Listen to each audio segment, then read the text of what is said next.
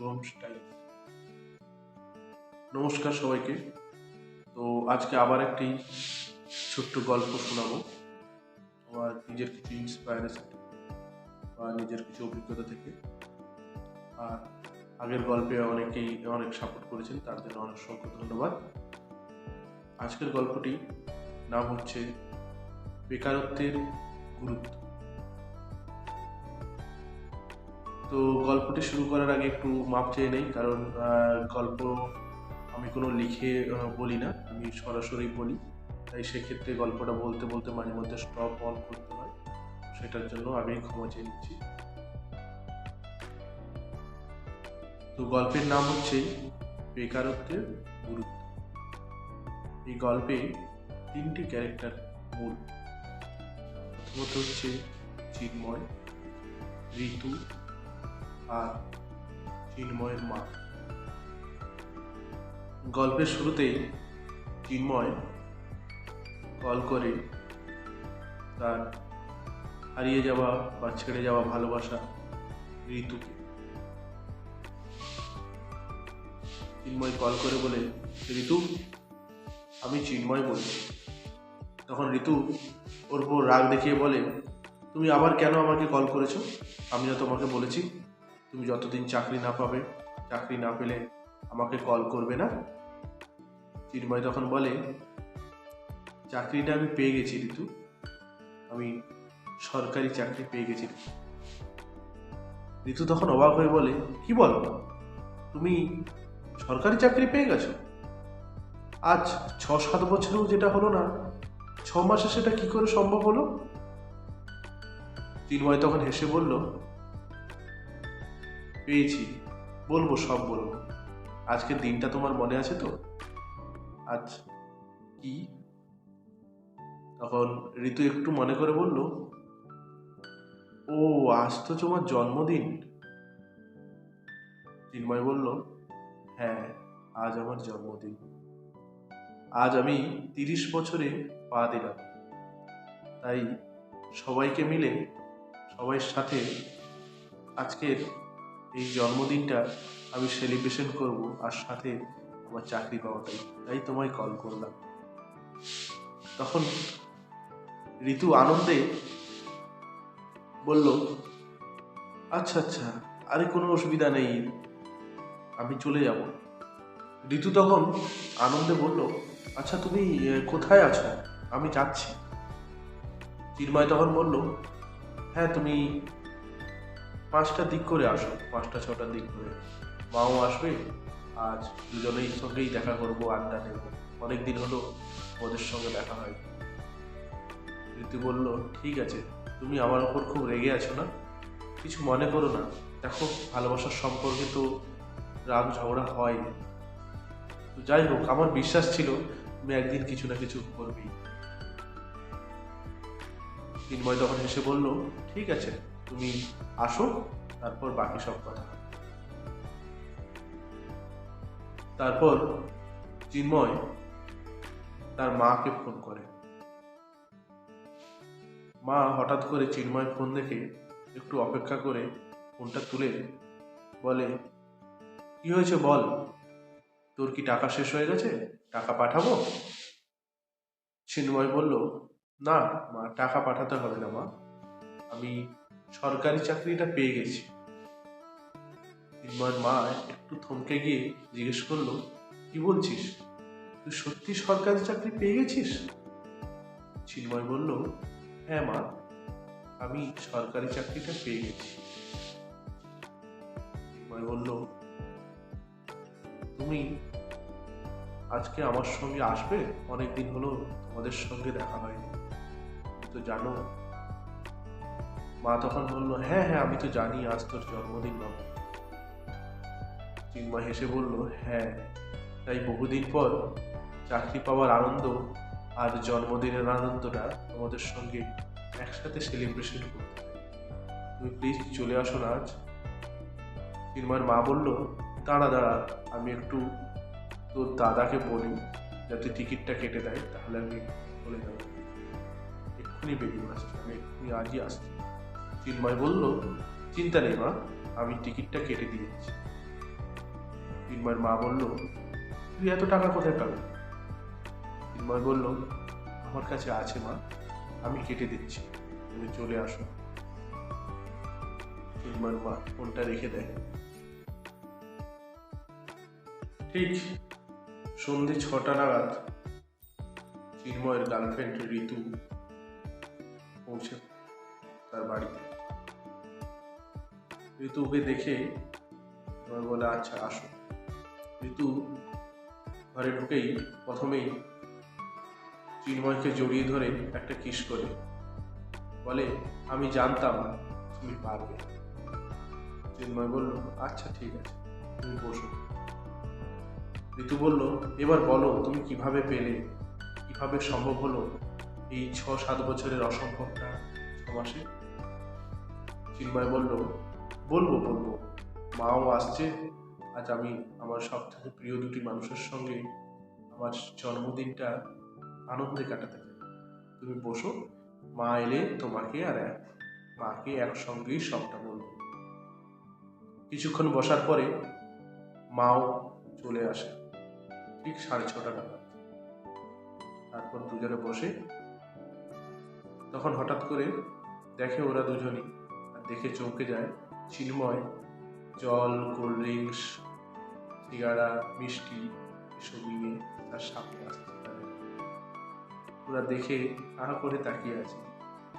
ওরা দেখে এটা অনুভব করতে পারছে চিন্ময়ের আজকের চিন্ময়ের ব্যবহার ও কর্মকাণ্ড অনেকটা যেন আলাদা।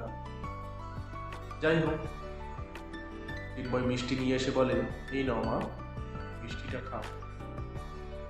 ঋতু, তুমিও মিষ্টি খাও, আর তোমার জন্য স্পেশালি তোমার পছন্দের কোল্ড ড্রিঙ্কসটাও আছে।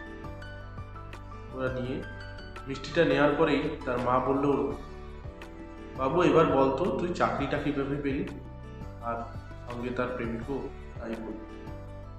চিন্ময় মৃদু এসে বলল, হ্যাঁ হ্যাঁ বলছি তোমাকে, তোমরা খাওয়াটা শুরু করো। ওরা একটা করে মিষ্টি উঠিয়ে নেয়। তারপর চিন্ময় বলতে শুরু করে, মা, তোমার মনে আছে আমার বাবা যখন খুব অসুস্থ ছিল, তখন তোমারও চাকরির আর বেশি কিছু অংশ বাকি ছিল না, ওই সামান্য হয়তো 1 বছর বাকি ছিল।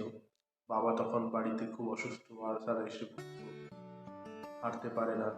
বাবার ডাক্তারি ওষুধের খরচা, সাথে সংসারের খরচা, দাদাও তখন কিছু করতো না। মা বলল, হ্যাঁ হ্যাঁ মনে আছে বাবা। চিন্ময় তখন বাবার বলা শুরু করলো, সেই সময় আমরা খুব টাকার কষ্টে ভুগেছি বলো মা।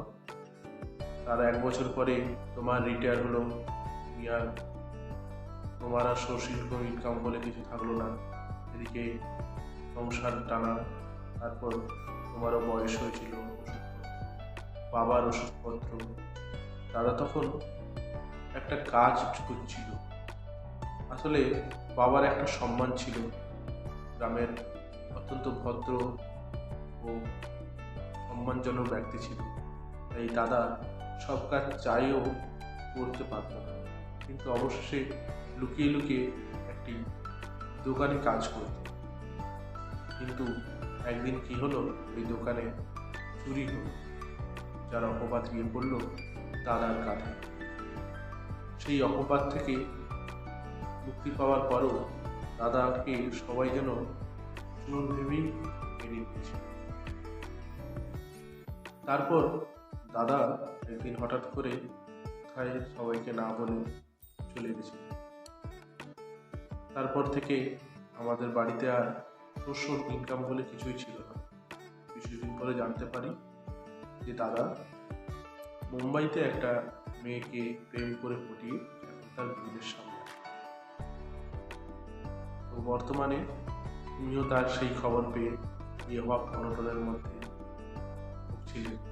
আর তার 1 বছর পরেই এই দাদার আর এইসব সংসারের যন্ত্রণা সহ্য না করতে পেরে বাবা হার্ট অ্যাটাকে মারা যায়। তখন তুমি আর আমি, খাওয়ার ইচ্ছে আছে কিন্তু খাওয়ার নেই। 2টো ডিম কিনতে গেলেও ভাবতে হয় ডিম কিনতে তো টাকা লাগে, খাবার খেতেও তো টাকা লাগে, কিন্তু করার ছিল না। অবশেষে তুমি একদিন লুকিয়ে দাদার কাছে চলে গেলে। তখন থেকে আমি একা।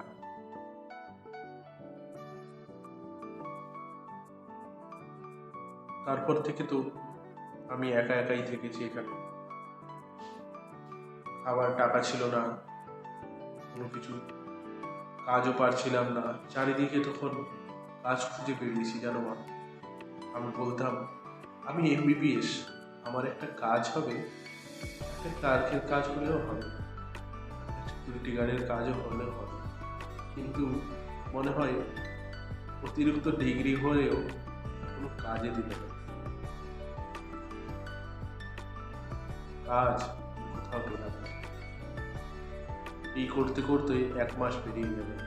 বাড়িতে যেটুকু ছিল সব খাবার শেষ, আর খাওয়ার মতো কিছু নেই, আর কোনো টাকাও নেই।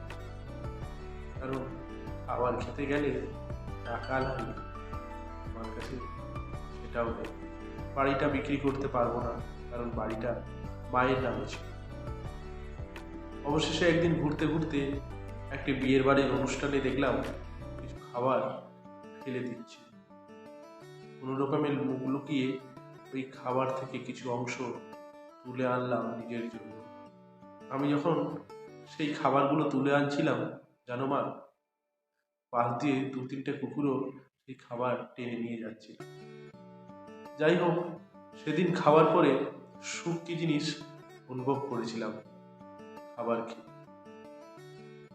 তারপর এইভাবে কিছুদিন চলতে চলতে টাকা তো লাগবে, শুধু কি আর এভাবে চলা যায়? একদিন অনেক শক্ত করে, মন শক্ত করে বুদ্ধি আনলাম, আর ভোর সকাল থেকে গিয়ে একটি ভিড় হাটে ঢুকলাম। কারণ টাকা দরকার। কোনো রকমে সাহস জুগিয়ে একজনের পকেটে হাত মারলাম, কিন্তু হাতটা বড্ড কাঁপছিল। তাই হাতটা কাঁপার জন্য আমি ধরা পড়ে যাই। সবাই প্রচুর মারধর করে, আর শেষে আমাকে পুলিশে দিয়ে দেয়। পুলিশ নিয়ে যায়। তারপর থেকে আমার বাসস্থান হয় জেলে। জেলে, জানো মা, ঋতু, ওরা খুব মারত। এখনো দেখো কত জায়গায় দাগ আছে। এই দেখো, সেদিন যে আমি চুরি করতে গিয়ে ধরা পড়েছিলাম, এখনো এই ঠোঁটের নিচে দাগটা থেকে গেছে এই মারের।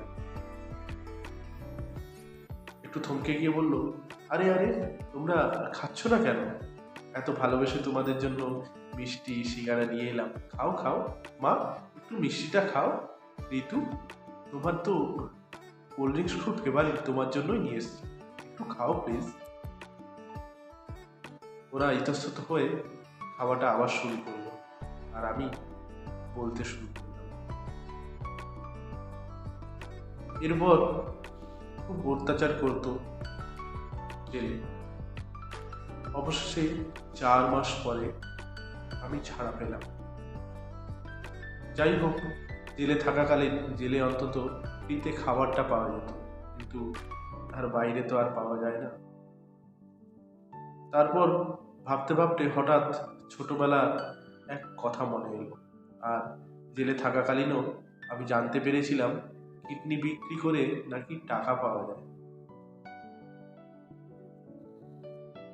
তাই হঠাৎ করে একদিন গেলাম এক হসপিটালে।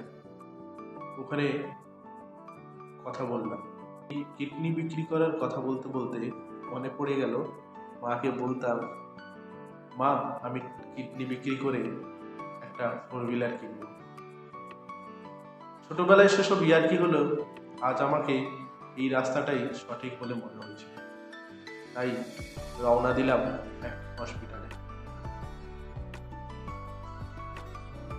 হসপিটালে গিয়ে ডাক্তারবাবুর সঙ্গে কথা বললাম। কথা বলে জানতে পারলাম, হ্যাঁ, কিডনি বিক্রি করলে 2 লাখ টাকা পাওয়া যায়। তারপর আমি কিডনি টেস্ট করলাম, কিন্তু কিডনি টেস্ট করার পরে জানতে পারলাম যে আমার একটা কিডনি অলরেডি খারাপ অবস্থায়। খুব জোর করে আর 2 থেকে 3 মাস ওই কিডনি দ্বারা বাঁচা সম্ভব।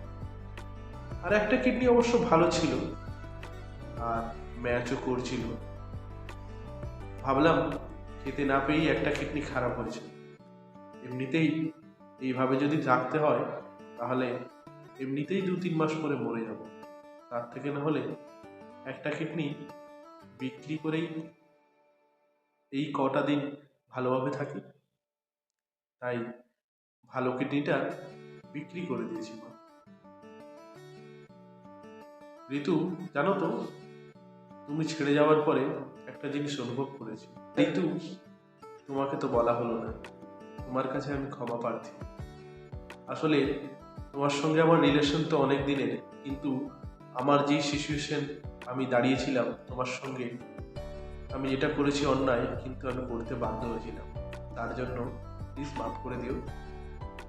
হ্যাঁ, আমি জানি সেই সময় আমি যখন অভাবে খাবার ছিল না, টাকা ছিল না, তখন আমি তোমার সঙ্গে যখন দেখা করতে যেতাম আমি টাকা চাইতাম। হ্যাঁ, মাঝে মধ্যে লুকিয়ে তোমার ব্যাগ থেকে বের করে নিতাম, বলতে পারো টাকা চুরি করতাম। আশা করি তুমি বুঝতে পেরেছিলে। তারপরে তাই দেখা করতে এলে আর টাকা বা ব্যাগ নিয়ে আসতে। যাই হোক, অবশেষে তুমিও কথা বলাটা বন্ধ করে ব্রেকআপটা করেছিলে। যাই হোক, অবশেষে আমি না কিডনিটা বিক্রি করলাম। তারপর আমি 15 লাখ টাকা দিয়ে সরকারি চাকরিটা নিই। কারণ আমার বাবা বা আমার পরিবারে সরকারি চাকরি করলেই তো হয় না। সরকারি চাকরি এখন এমন অবস্থা, শুধুমাত্র পড়াশোনাতে হয় না, তার জন্য অনেক টাকা ঘুষ দিতে হয়। আমি যখন পরীক্ষা দিতাম আমি জানতে পারতাম বেশিরভাগ ক্ষেত্রেই তারা কেউ না কেউ ঘুষ দিয়েই চাকরিটা পেয়েছে। তাই জীবনের শেষ কটা দিন সেই সম্মান নিয়ে বেঁচে থাকার জন্যই, আনন্দের জন্যই আমি ঘুষ দিয়ে চাকরিটা নিয়ে নিলাম।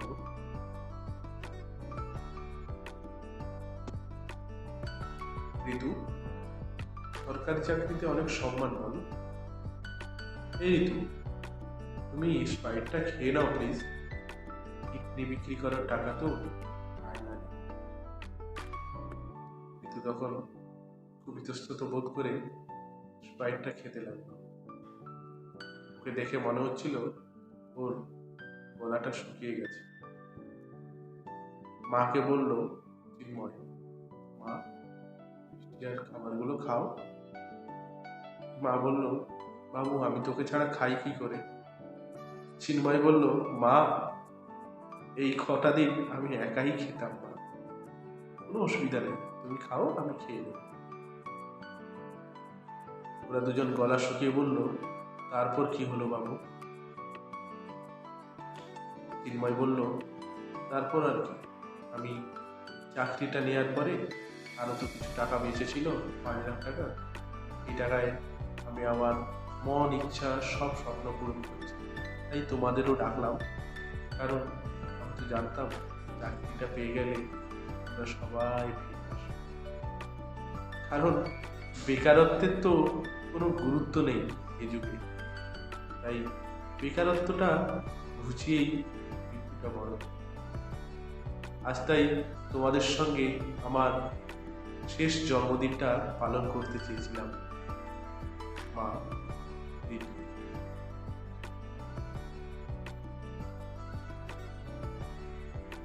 তোমরা খুব ভালো থেকো। তবে তোমরা একটা গর্ব অনুভব করবে, তোমার ছেলে মৃত্যু হলেও সে সরকারি চাকরি নিয়ে মরেছে। সে গরিব ছিল না মা, তার কাছেও টাকা ছিল। চিন্তা নেই মা, আমার দেহ আমার মৃত্যুর পরে যা খরচা হবে সে টাকাও আমি রেখে যাব।